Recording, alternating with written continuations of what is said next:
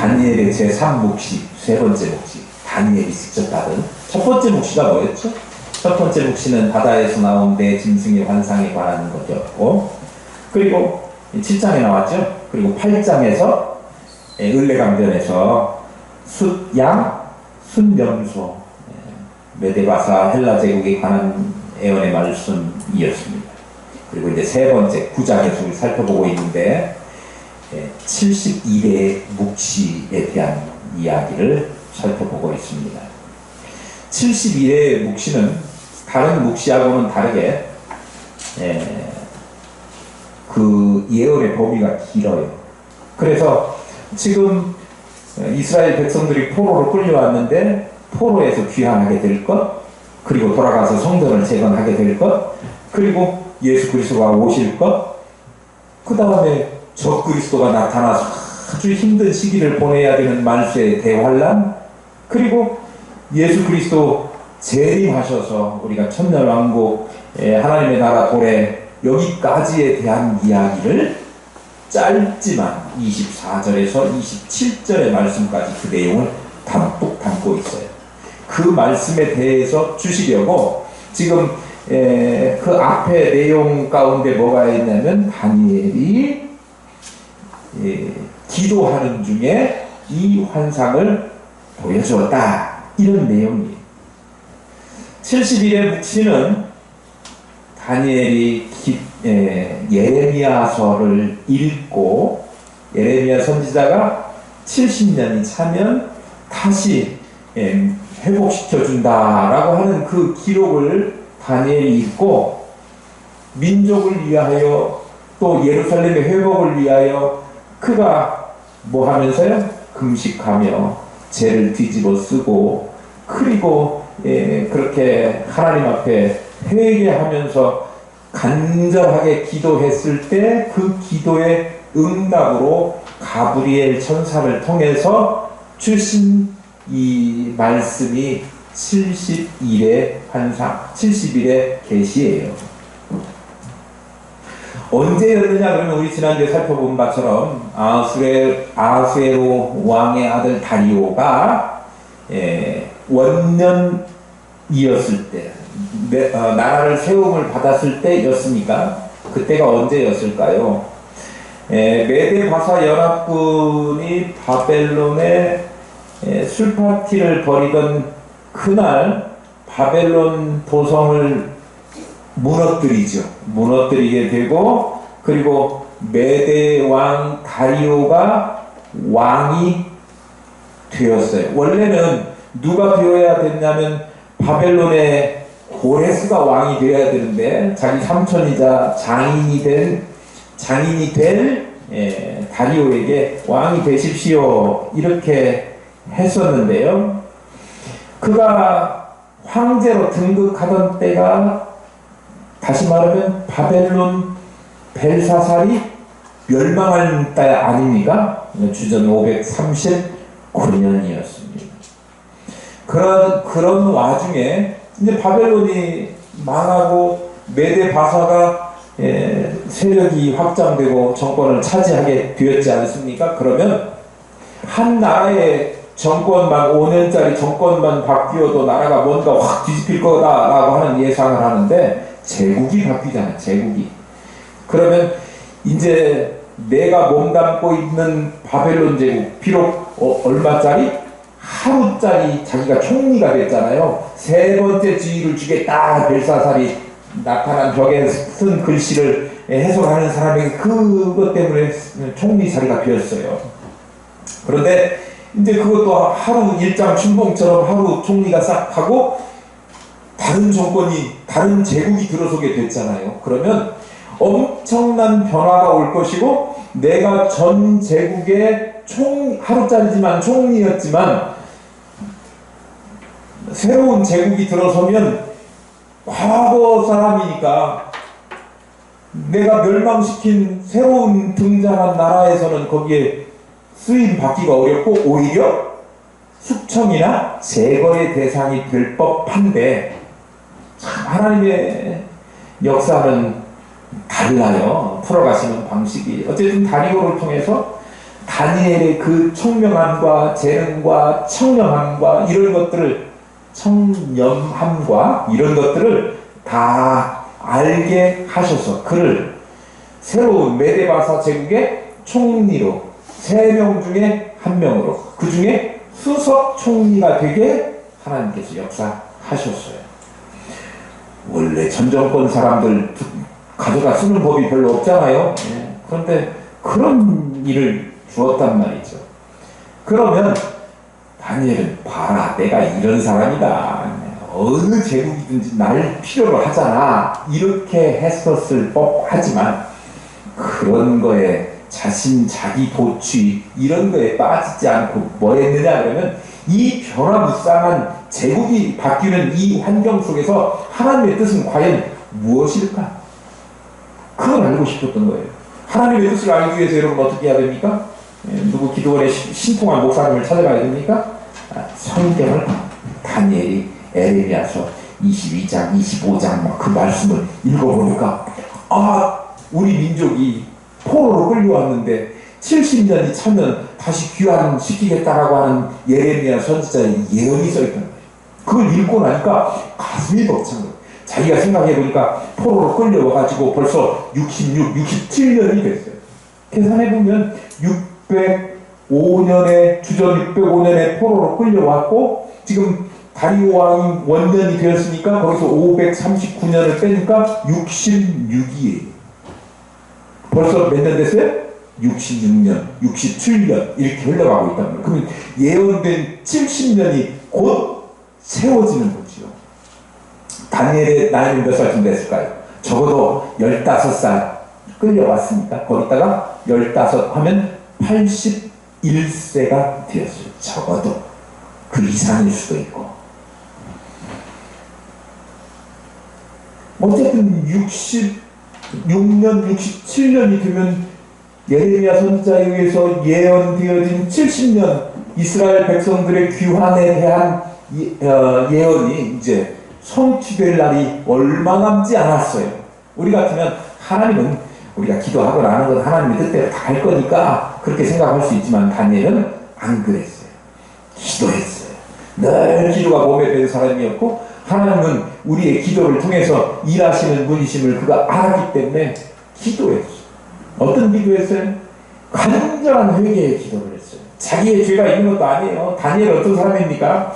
다리오 왕이 이 흠잡을 것 찾아내는 그 신하를 시기 질투하는 나머지 2명의 총리들이 뭔가 흠잡을 것 찾으려고 했지만 못 찾아냈잖아요. 그러니까 결국은 법령을 하나 만들어가지고 다리오 왕 말고 다른 누구에게라도 절하면 사자굴에 던진다 그렇게 된 거 아닙니까? 뭐라고 저 그거 보고 아무리 샅샅이 뒤져도 털어도가 생각이 안 났어요. 털어도 먼지 하나 안 나오는 사람이 다니엘이었고 그는 하나님 앞에서 늘 해오던 루틴대로 신앙의 루틴을 잘 지켜왔던 기도의 사람이었고 어디서든지 자기가 불리한 상황이건 생명을 걸어야 되는 목숨을 내놔야 되는 순간에도 신앙을 저버리지 않았던 그런 사람이었어요.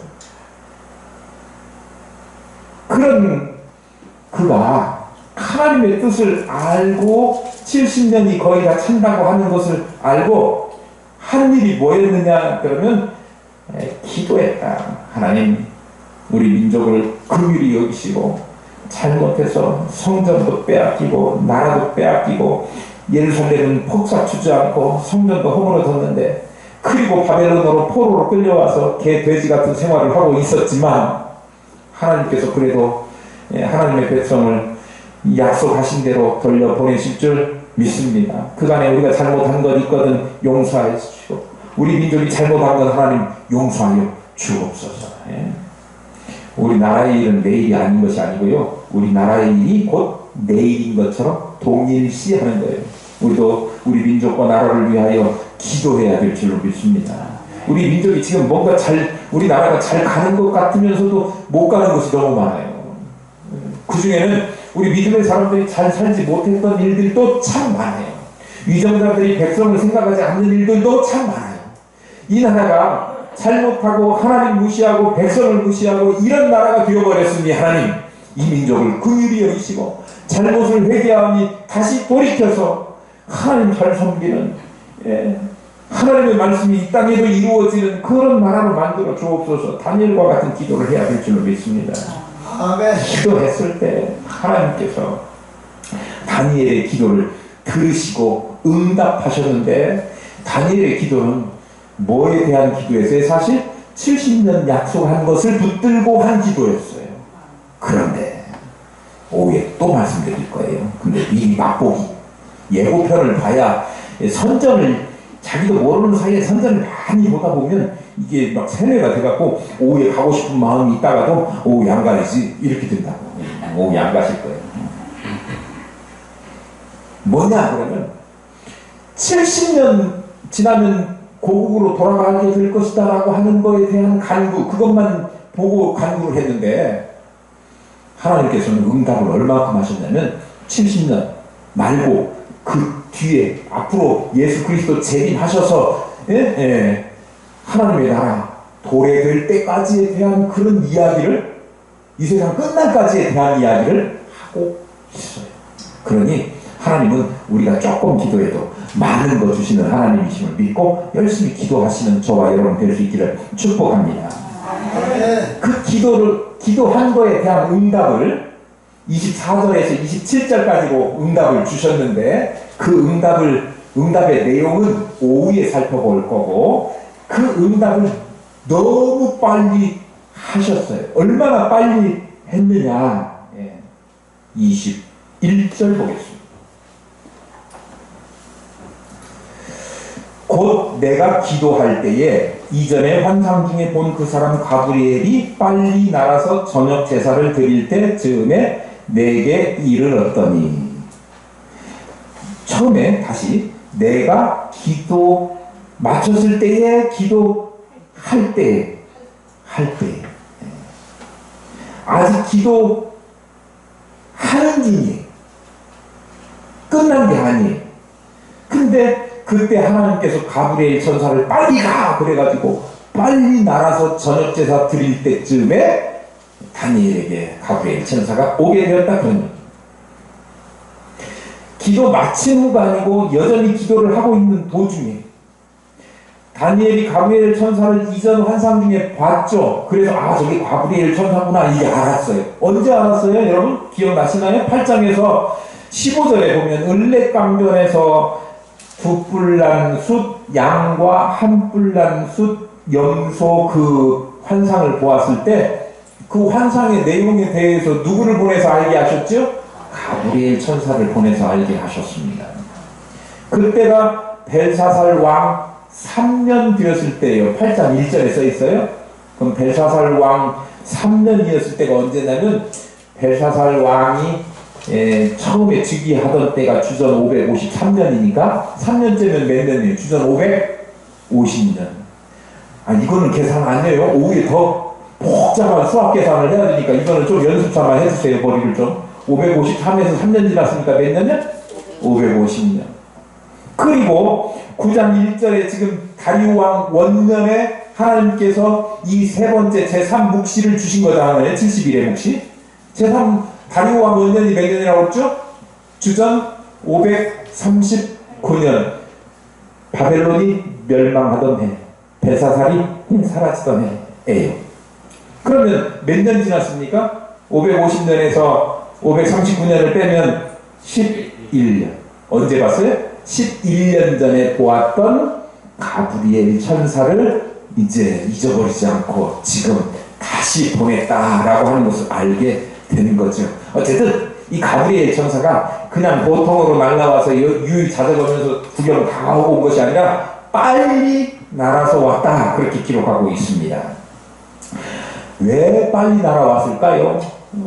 문맥상으로 보면 가브리엘 천사가 빨리 날아온 이유는 다니엘에게 그 기도 응답을 빨리 전해주고 싶어서였을 것이라고 생각이 돼요. 언제? 때가 저녁 제사 드릴 즈음에 그랬습니다. 저녁 제사를 이때 다니엘이 드렸을까요? 안 드렸을까요? 지금 여기 어디죠? 다니엘이 있는 데가 바벨론.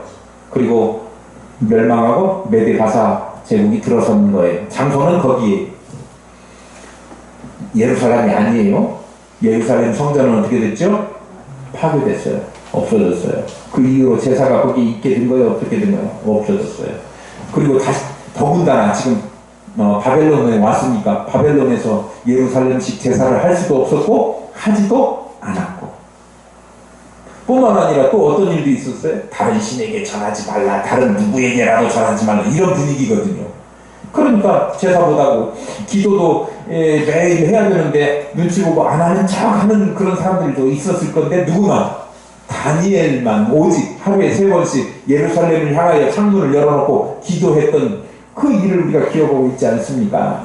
그러니까 예루살렘 성전에서 하는 그런 식의 하나님께 드리는 제사는 없었지만, 원래 예루살렘에서 하던 그 제사를, 오후 저녁 제사를 드리는 그 시간에 그때를 맞추어서 왔다 그럽니다. 왜 거기다가 꼭 저녁 제사 즈음에라고 하는 말을 이 다니엘이 언급했을까라고 곰곰이 생각해 보니까, 이 다니엘의 기도의 응답이 뭐예요? 기도의 내용, 간구하는 제목이 뭐였냐면 예루살렘의 회복을 주옵소서요. 그러니까 다니엘서를 통해서 다니엘 자기가 이게 독자들에게 알리고 싶은 내용은 그 심정이 하나님의 때, 하나님의 회복의 때, 예루살렘의 회복의 때를 통해서, 예전에 하나님 앞에 하루에 3번씩 기도하고 또 제사하고 이랬던 성전의 기능, 예배의 기능, 이것이 회복되기를 간절히 소망, 열망했었음을 알 수 있는 거예요. 우리도요, 하나님 앞에 예배하는 거, 하나님 앞에 기도하는 거에 대한 열망과 열정이 살아날 수 있기를 축복합니다. 저녁 제사 때 하나님 앞에 늘 제사를 드렸는데, 다니엘이 그 당시에 저녁 제사를 드렸다가 아니고, 제사 제도는 없어졌기 때문에 하지는 못했지만 그 시간에 저녁 제사 드릴 시간에 기도를 하고 있었어요. 아마 그날은 다른 날하고 다르게 하루에 3번 정한 시간에만 기도하지는 않았고, 예레미야 선지자의 글을 읽고 하루 종일 아마 기도하고 있었을 것이다 라고 추측이 돼요. 아무튼 기도를 시작해서 기도를 마치지도 않았는데 가브리엘 천사가 나타나서 하나님의 응답을 전한 거예요. 기도 끝나지도 않았는데 기도 시작하자마자 하나님께서 가브리엘 천사를 빨리 날아가라 이렇게 보내셔서, 가브리엘 천사가 저녁 해도 안 떨어졌는데 막 그 즈음에 때 맞춰서 와가지고, 그러니까 얼마나 기도 응답이 신속하게 LTE급으로, 아니 요새 LTE는 아니고 뭐라 그러죠? 메가급인가 기가급인가, 하여튼 그렇게 빠르게 응답이 되었다고 하는 거죠. 다니엘이 우리 8장 읽으면서 3절에 보면 다니엘이 기도하기로 뭐 했다고 했죠? 마음 먹었다를 성경에서는 작정했다 그렇게 기록하고 있어요. 그리고 4절에서 기도하네 이렇게 기록하고 있거든요. 마음 먹고 기도하니까, 마음 먹으니까 하나님께서 그거 기도하려고 폰만 잡았더니 내가 네 마음 다 알았어 하고 하나님께서 응답을 주시려고 가브리엘 천사를 명령해서 가라 그렇게 말씀하신 거예요. 기도하기로 작정하는 순간에 우리에게 필요한 것이 무엇인지를 다 아시고 우리에게 주는 것 기뻐하시는 하나님께서 속한 응답을 주시고, 응답하시기를 기다리고, 언제 응답할까? 빨리 응답해줘야지, 기도하기만 하면 내가 응답한다 이렇게 하고 있는 거예요. 여러분 필요한 거 있습니까? 하나님 앞에 간구해야 될 것들이 있습니까? 여러분들이 간구하지 않아서 못 받는 거예요. 하나님은 여러분이 간구하려고 마음만 먹으면, 작정만 해도 하나님께서 응답하실 줄로 믿습니다. 다니엘의 기도가 그렇게 신속했다고 합니다. 기도의 응답이.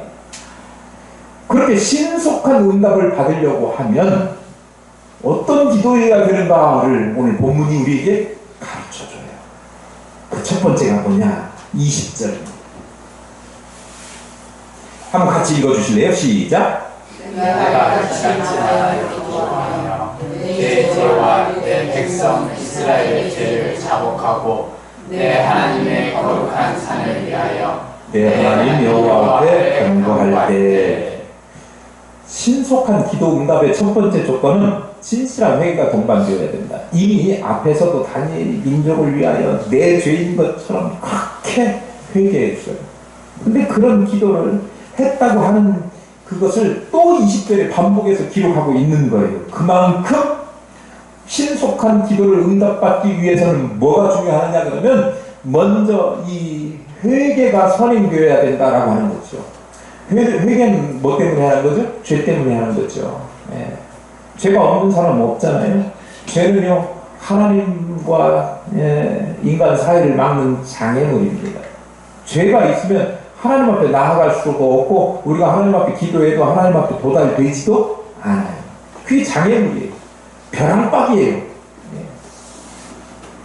죄가 하나님과 우리 사이를 단절하기 때문에 뭘 해야 돼요? 이거 치워야 우리의 기도가 하나님 앞에 상달되는 거예요. 고속도로가 이게 산사태가 나가지고 돌이 싹 쌓였어요. 나갈 수가 없죠. 어떻게 해야 돼요? 치워야 돼. 치워. 죄는 그런 거예요. 치워야 하나님 앞에 갈 수 있는 거지. 치우지 않고 기도의 응답이 올 수 있는 것은 없는 거예요. 그러니까 우리가 살면서 정말 용서받은 죄인이지만 또 살아가다 보니 우리가 연약하고 부족해서 아는 가운데 또는 모르는 중에 부지 중에 이렇게 죄 짓는 거 있잖아요. 알면서도 죄 짓기도 하고. 그러니까 우리가 간구할 일이 있으면 날마다 이 또 밀려왔던 돌들, 장애물들 이것들을 제거해야 하는 거죠. 먼저 회개가 선행되어야 된다. 하나님과의 바른 관계가 회복되어야 된다라고 하는 것을 말씀하고 있는 겁니다. 그렇게 하나님과 관계가 제대로 되는 사람이라고 하면 어떻게 하나님께서 우리의 기도를 빨리 응답하시지 않겠습니까?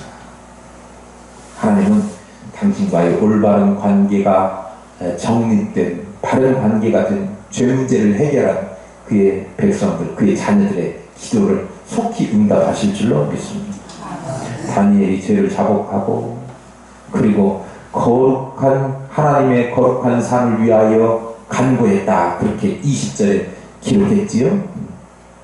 거룩한 산은 어디를 말하면 예루살렘 시온산을 이야기합니다.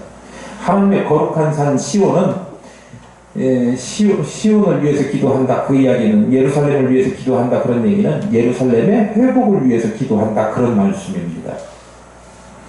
이미 그곳은 이스라엘 백성들이 하나님 앞에 죄를 지은 대가로 시온에 있는 그 예루살렘 성이 다 폐허가 됐고 심판을 받은 것 아닙니까? 그렇지만 다니엘은 그곳을 여전히 뭐라고 부르고 있느냐 그러면 하나님의 거룩한 산이라고 부르고 있습니다.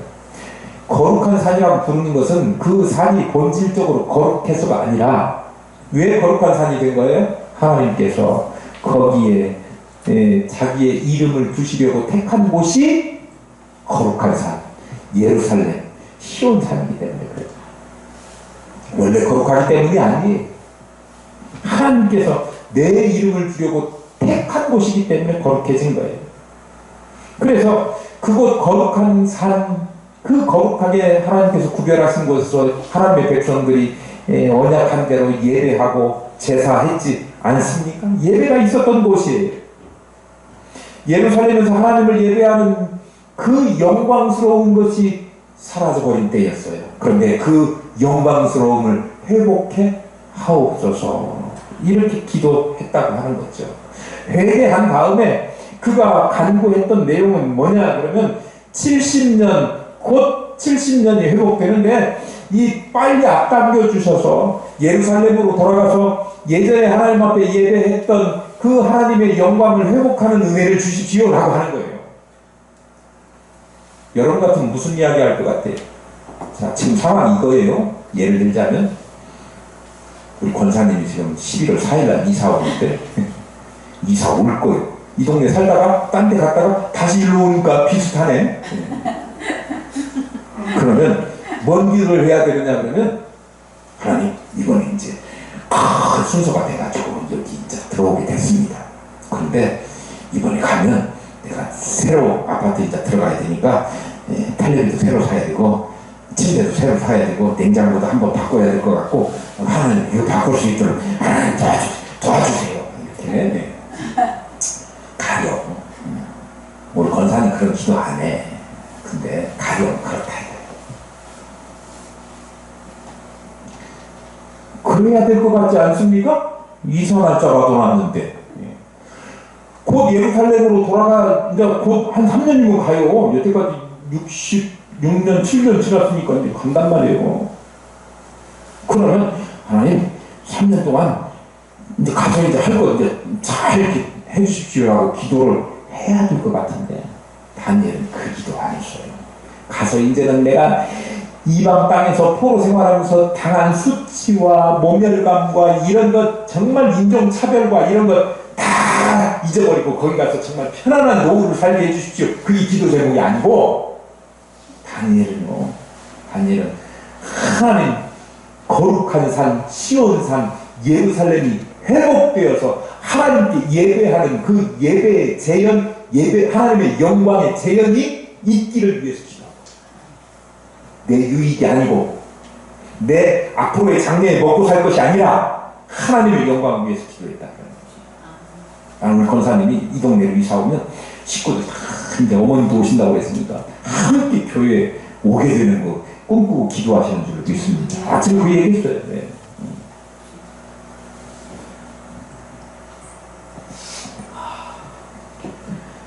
우리도 다니엘이 마치 예루살렘 폐허가 된 예루살렘 성전의 회복을 통해서 하나님의 거룩함과 또 존귀와 영광의 회복을 위하여 베옷을 입고 죄를 뒤집어 쓰고 금식하면서 기도했던 것처럼 그렇게 하나님의 영광을 위해서 기도했다.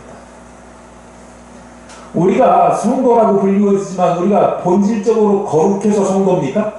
그렇지 않아요. 우리는요, 하나님의 이름을 거룩하고 존귀하게 영광스럽게 해야 될 하나님이 자녀 삼으신 그런 사람이기 때문에 성도인 거지. 우리가 본질적으로 거룩하기 때문에, 우리가 영광스러운 존재이기 때문에, 뭔가 타고난 성실함과 또 성결함이 있기 때문에 그런가? 하나님이 우리에게 그렇게 성도라고 부르셨으면 하나님의 영광을 위하여 성도라고 불리워지기에 적당한 그런 것을 우리가 생각하고 하나님을 간구해야 되는데, 그 적당한이라고 하는 게 뭐냐 그러면, 적당한이라고 하는 게 하나님의 영광을 위하여 사는 삶이어야 된다고 합니다. 우리가 하나님의 영광의 회복을 위하여 또 하나님의 거룩한 이름의 영광을 위하여 기도하는 것, 이거 뭐예요?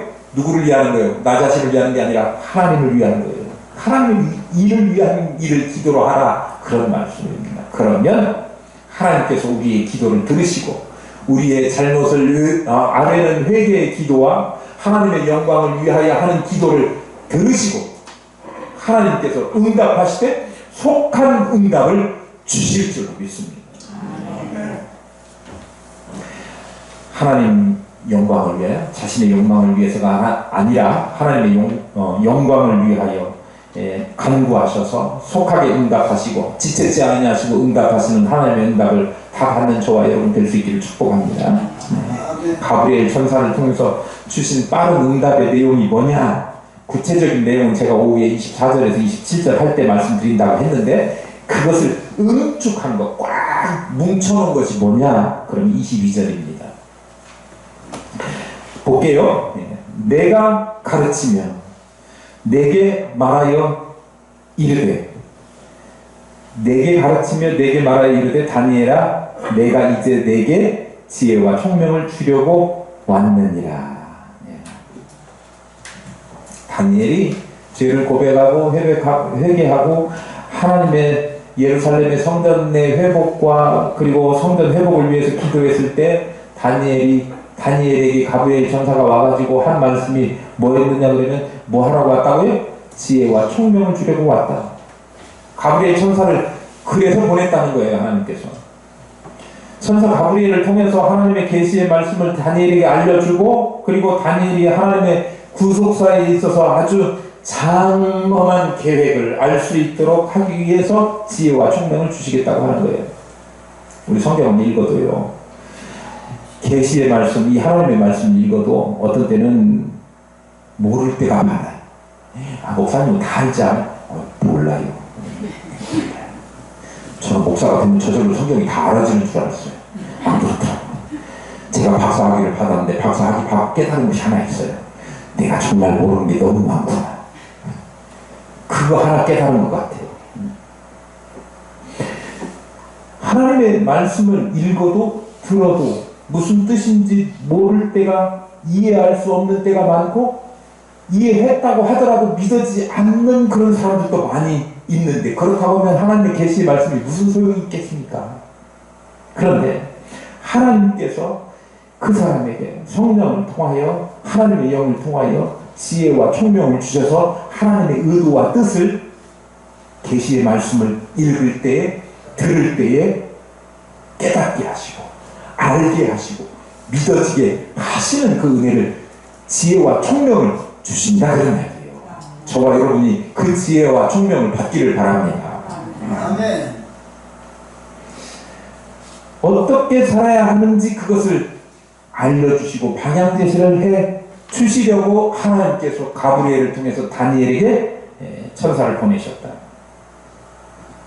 그런데 다니엘에게 그 지혜와 총명을 주셨는데 아무한테나 보낸 게 아니라 다니엘과 같은 사람에게 보내신, 아무에게나 보내시는 것은 아니고, 아무에게나 지혜와 총명을 주신 것은 아니고 다니엘과 같은 사람이어야 되는데, 다니엘이 어떤 사람이었느냐?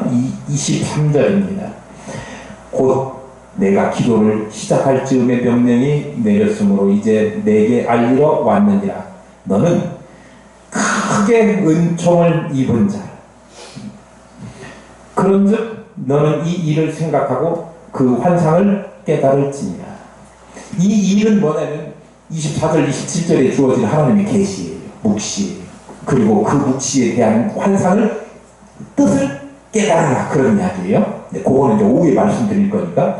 그 묵시, 정말 대단한 묵시를 주셨는데, 그것을 하나님의 특별한 크신 은총을 입은 자였기 때문에 주셨다고 하는 거예요. 그렇게 속한 응답을 주셨다고 하는 거예요. 23절 거기 시작 보세요. 내가 기도를 언제?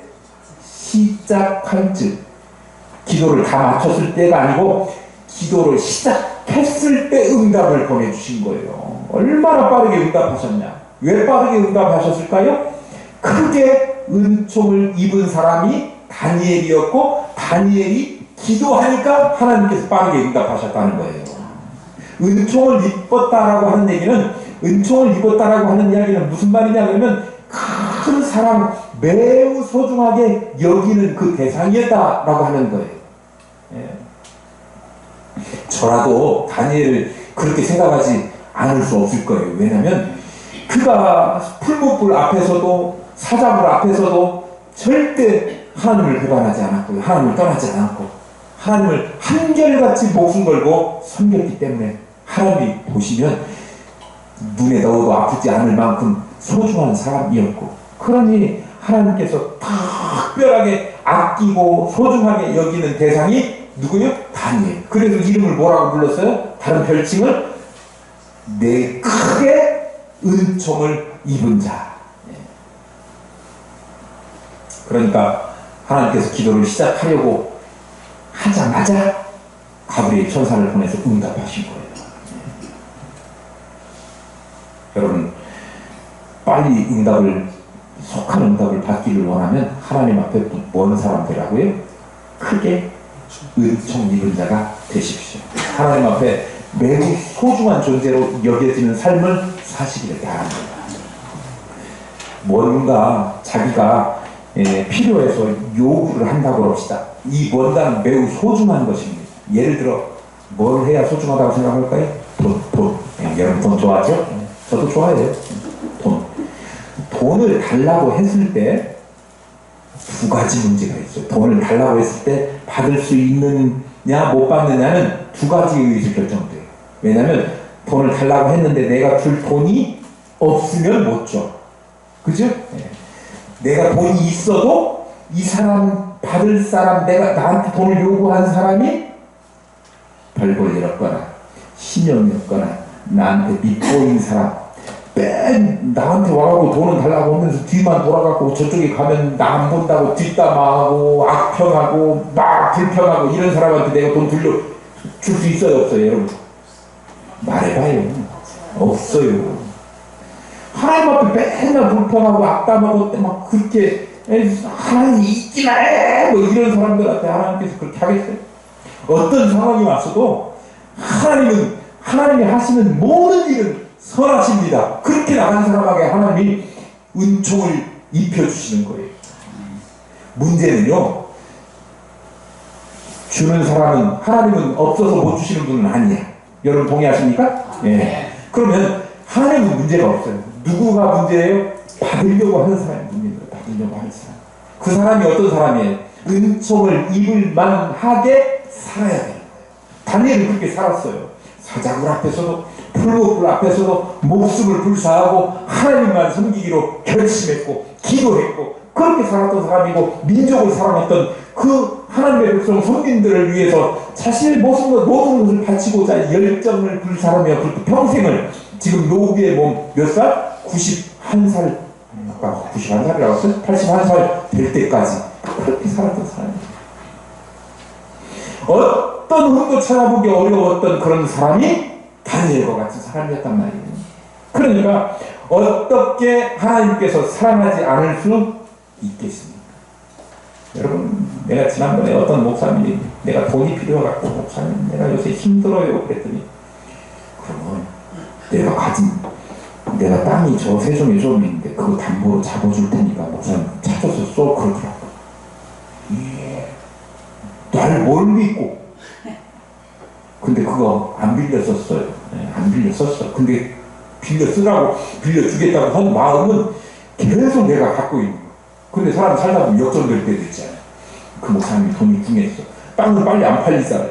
근데 막 급하게 돈이 필요하다는 거야. 나 돈은 없는데 내가 딴 데서라도 막 얻어갖고 빌려줬다니까. 하나님의 마음이 그런 거예요. 진실되게 사랑만 견고하고 믿음만 지키는 사람이라고 하면 하나님은 빌려서 줄 거 없죠? 하나님은 모든 것을 다 가지고 계시는 분이에요. 다 주시고 싶고 또 넘치도록 부어주고 싶은 어떻게 그런 사람에게 하나님의 은총을 입은 사람에게 응답을 속히 하지 않을 수 있겠습니까? 하나님은 응답이 지체돼가지고 내가 은총을 베풀고 싶은 사랑하는 그 사람이 너무 오래 기다려서 마음속에 근심하고 고민하고 있는 그 타이밍도 견딜 수 없어.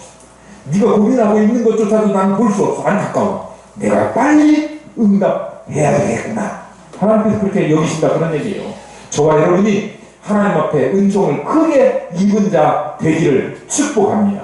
하나님께서 기뻐하실 만한 그런 삶을 사셔야 돼요. 다니엘처럼 어떤 환경에서도 하나님을 예배하고 하나님을 향하여 기도하고 목숨을 바쳐서 신앙을 지키려고 하는 또 뿐만 아니라 자기 자신보다 공동체 선민 이스라엘을 위하여 공동체의 유익을 위하여 기도하는 삶을 평생 살았던 그 삶 하나도 흠잡을 수 없이 성결하고 고결한 거룩한 삶을 살았던 그 다니엘을 하나님은 기억하고 계셨어요. 은총 주시기를 원하셨어요. 저와 여러분이 주님께서 살아가셨던 그 모습 닮아 가시기만 한다면 우리도 제2의 다니엘 다 될 수 있을 줄로 믿습니다. 날마다 우리의 기도의 제목이 주님 닮고 싶습니다. 주님과 같이 성결한 삶 살게 해 주십시오. 하나님의 은총을 입은 사람 되게 해 주십시오. 그렇게 기도하셔서 다니엘이 경험했던 빠른 기도의 응답을 저와 여러분이 함께 경험하는 귀한 은혜가 있기를 축복합니다. 아멘.